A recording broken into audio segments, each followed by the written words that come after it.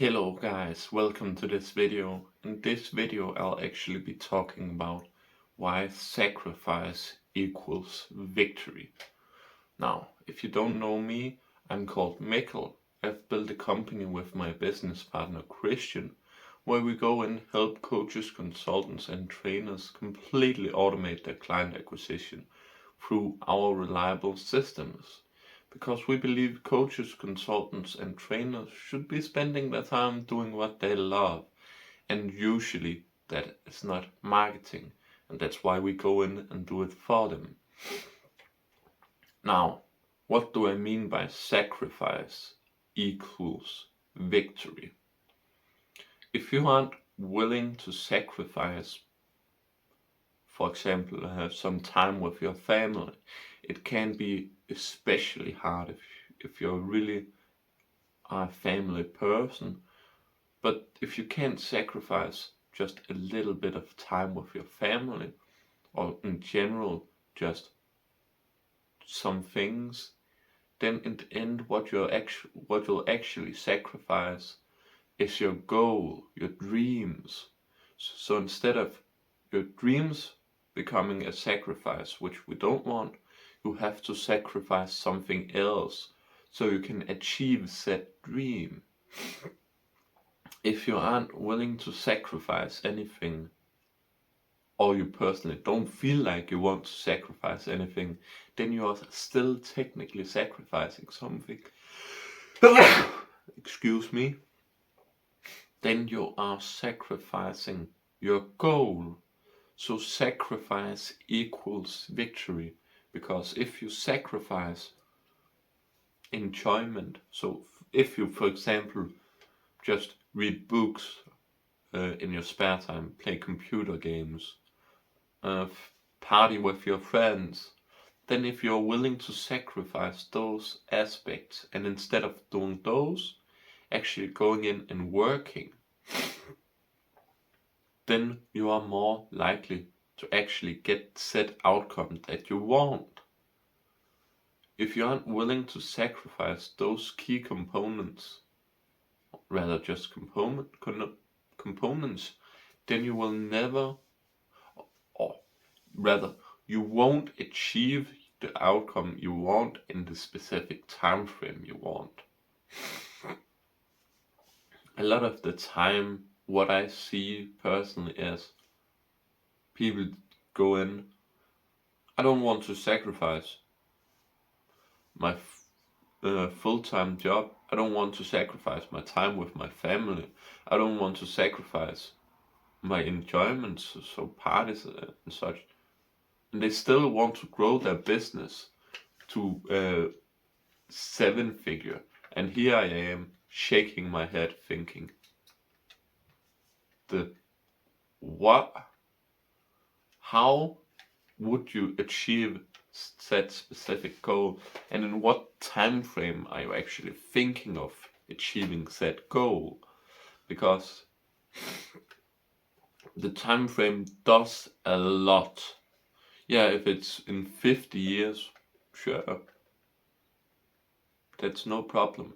But if it's in like 1 year, 1.5 years, 2 years, something along those lines, and you want to put in probably an hour of work or so every day, then you won't get to it in time. And that's because he was not willing to sacrifice some aspects of his day-to-day life. If you can't sacrifice some of your day-to-day life, then you won't be able to put in all the work necessary. For goodness sake, if you have a full-time job that's like 8 hours every single weekday, so and you also need your 8 hours of sleep, that's already 16 hours. Then you also need to eat. Let's put in 2 hours there, 18 hours. And then if you still need to enjoy life, so play video games, go out with friends or such, that usually is 4 hours a day. Then you're already up to 22 hours a day every single weekday. And and then you have 2 hours. Let's be honest, you aren't going to be using all those 2 hours specifically, because then you're like, oh, it's actually only 2 hours. Then it doesn't really matter if I do all 2 hours or just 5 minutes. Then you'll just stagnate a shit ton, because you aren't willing to put in the work. You aren't willing to sacrifice some or some aspects of your life to achieve set outcomes that you really want to achieve. So I became a little curious. Is it actually that outcome they want to achieve? Or is it just a little bit extra amount of cash they want to, like, brainwash themselves that, oh, if I do this a little, then I should be able to earn more cash. Yeah, let's go ahead and do it. And they just aren't willing to sacrifice anything at all. So they aren't aware that they are still technically sacrificing something. They are sacrificing their dreams. So instead of just sacrificing video games or partying with friends, he goes in and sacrifices his dream of a 7-figure business running on the side, just pumping out cash for his family. No. It's way better to just do the good old full-time job and wasting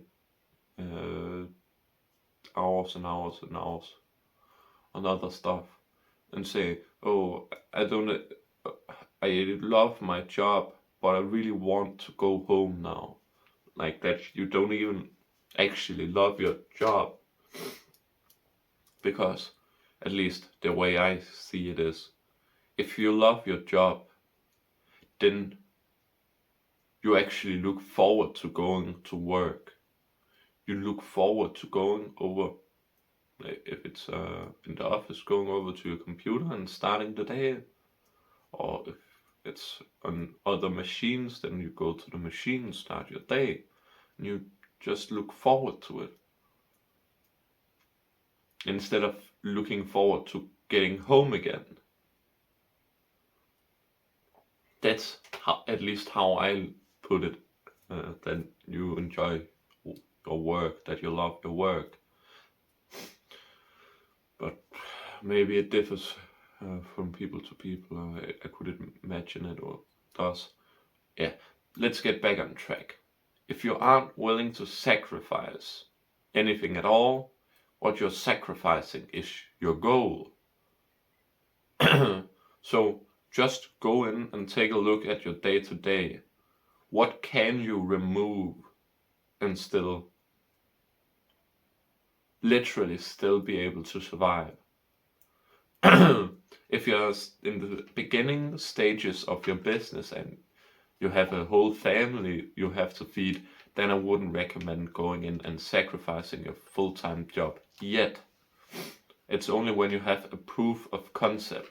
Otherwise, it's pretty dumb to go in and do it. Unless, of course, you still only do it if you have a proof of concept. But if you do have a proof of concept and it works, then for goodness sake, where do you think you'll earn more money? Where do you think you'll help your family more? Is it your full-time job, or is it your coaching, consulting, or training business?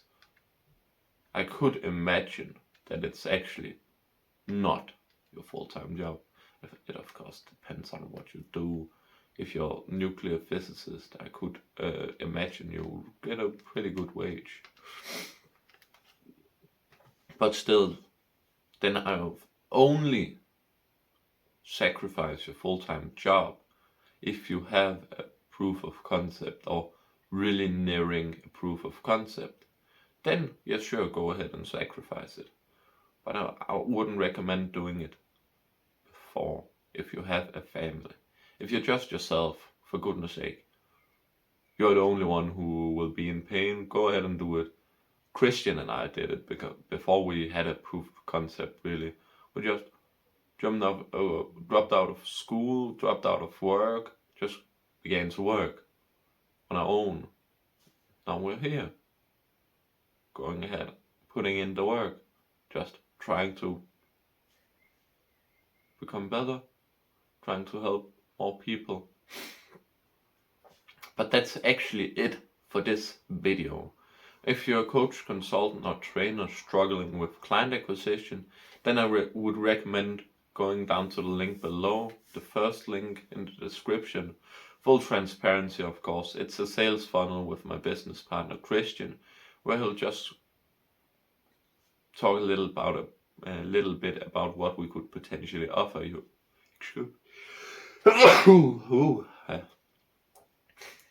Now, of course, for us it doesn't really matter if you click on the link or not, but it could potentially help you. That's also the main reason behind the YouTube channel here. We just put out what we have struggled with and the possible solutions we've found, and then put them out on YouTube.